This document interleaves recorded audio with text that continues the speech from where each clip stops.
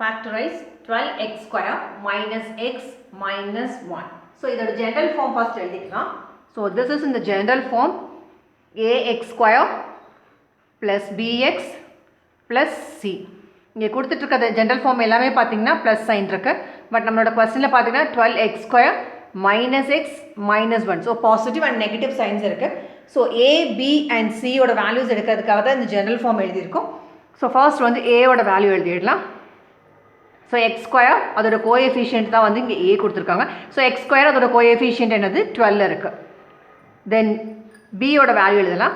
So, coefficient of x தான் பார்த்தீங்கன்னா இங்கே வந்து b மென்ஷன் பண்ணியிருக்காங்க. ஸோ இங்கே x இருக்குது பட் அதோட கோஎஃபிஷியன்ட் எதுவுமே மென்ஷன் பண்ணல. டிஃபால்ட் அதோட வேல்யூ என்னது 1. ஸோ இங்கே வந்து 1 பட் அதோட சைன் இங்கே இருக்குது -1. ஸோ சைன் ரொம்ப கேர்ஃபுல்லாக நீங்கள் எழுதணும். இங்கே எதுவுமே கொடுக்கலன்னா டிஃபால்ட்டாக அதோட வேல்யூ 1 பட் இங்கே நெகட்டிவ் சைன் இருக்குது. ஸோ -1. பியோட வேல்யூ -1. தென் சியோட வேல்யூ பார்த்தீங்கன்னா 1 இருக்குது பட் அதோட சைன் என்னது நெகட்டிவ் இருக்குது. ஸோ -1 நீங்கள் எழுதணும். ஸோ இதில் இருந்து a, b and c ஓட வேல்யூ வந்து நம்ம எழுதியிருக்கோம்.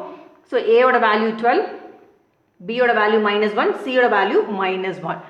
நெக்ஸ்ட் நம்ம என்ன பண்ண போகிறோம் அப்படின்னு பார்த்தீங்கன்னா இந்த ஜென்ரல் ஃபார்ம் பார்த்துக்கோங்க. ax square plus bx plus c. Now we are going to find two numbers. அதோட சம் எப்படி இருக்கணும்னா பார்த்தீங்கன்னா which is equal to b. b ஓட வேல்யூ இருக்கணும். and product எப்படி இருக்கணும்னு பார்த்தீங்கன்னா a into c. So sum is equal to b அப்படின்னும்போது b ஓட வேல்யூ என்னது -1 இருக்கணும். product வந்து a into c. So product a into c mention பண்ணியிருக்கோம். a ஓட வேல்யூ என்னது 12 multiplied by c வந்து -1. So 12 into -1 பார்த்தீங்கன்னா -12. ஸோ இப்போ நம்ம வந்து 2 நம்பர்ஸ் வந்து ஃபைண்ட் அவுட் பண்ண போகிறோம். அதோட சம் எப்படி இருக்கணும் -1 இருக்கணும். அண்ட் ப்ராடக்ட் எப்படி இருக்கணும்னு பார்த்தீங்கன்னா -12. பிகாஸ் இது ஏன் நம்ம அந்த 2 நம்பர்ஸ் அப்படின்னும் போது இந்த -x இருக்குது பாருங்கள், வேரியபிள் x, இந்த -x இதை வந்து ரெண்டாக ஸ்ப்ளிட் பண்ண போகிறோம். ஸோ ஸ்ப்ளிட் பண்ணி தான் நம்ம வந்து ஃபேக்டர்ஸ் வந்து கொண்டுட்டு வர போகிறோம். ஸோ இந்த கொஸ்டின் சால்வ் பண்ணுறதுக்கு இந்த கோஎஃபிஷியன்ட் ஆஃப் x இருக்குது பாருங்கள், அதோட நீங்கள் சேர்த்து எழுதணும். ஸோ -x வேரியபிளும் சேர்த்து எழுதியிருக்கோம். ஸோ இந்த -x தான் வந்து ரெண்டாக வந்து ஸ்ப்ளிட் பண்ண போகிறோம். ஸோ நீங்கள் வர ரெண்டு தான் வந்து எப்படி ஃபைண்ட் அவுட் பண்ண போகிறோன்னு பார்த்தீங்கன்னா அதுக்கு ஒரு டேபுலேஷன் போட போகிறோம். ஸோ தட் அந்த ரெண்டு நம்பர் ஃபைண்ட் அவுட் பண்ணுறதுக்கு ஈஸியாக இருக்கும். So now we are going to find 2 numbers. So அந்த 2 நம்பர்ஸ் எப்படி இருக்கணும்னு பார்த்தீங்கன்னா அதோட சம் வந்து -1 இருக்கணும்.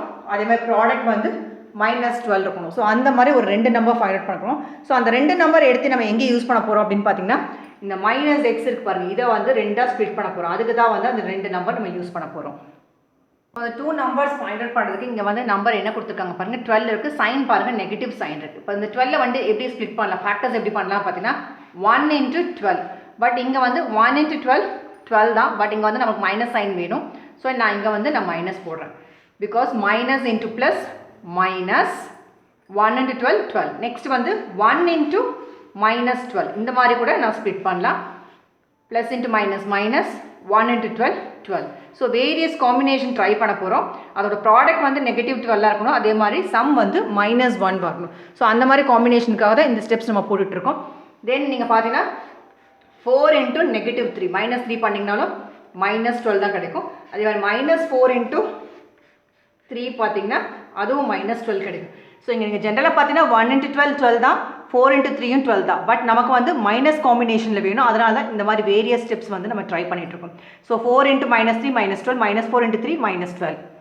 நெக்ஸ்ட் காம்பினேஷன் பார்த்தீங்கன்னா 6 into 2 கூட 12 தான் வரும்.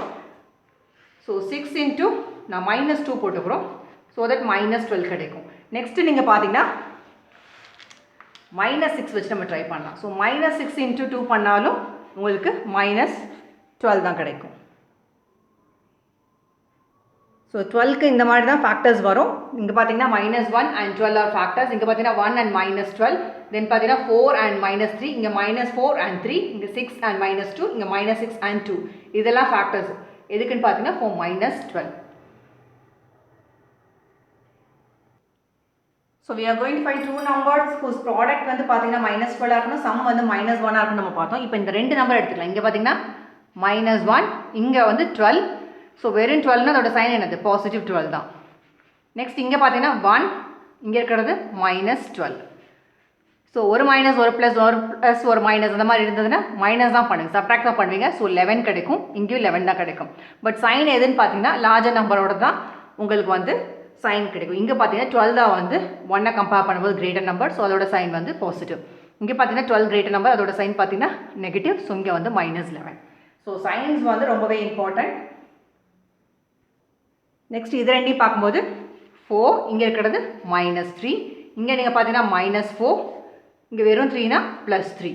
இதுவும் பார்த்தீங்கன்னா ஒரு ப்ளஸ் ஒரு மைனஸ் ஒரு மைனஸ் ஒரு ப்ளஸ்னால் சப்ட்ராக்ட் தான் பண்ணுவீங்க. 4 மைனஸ் 3 வந்து 1 தான், இங்கே 4 மைனஸ் 3 1 தான். பட் இது கிரேட்டர் நம்பர் என்னது? இது 4. 4ஓட சைன் ப்ளஸ், இங்கே 4ஓட சைன் மைனஸ். ஸோ மைனஸ் 1 போடுறோம்.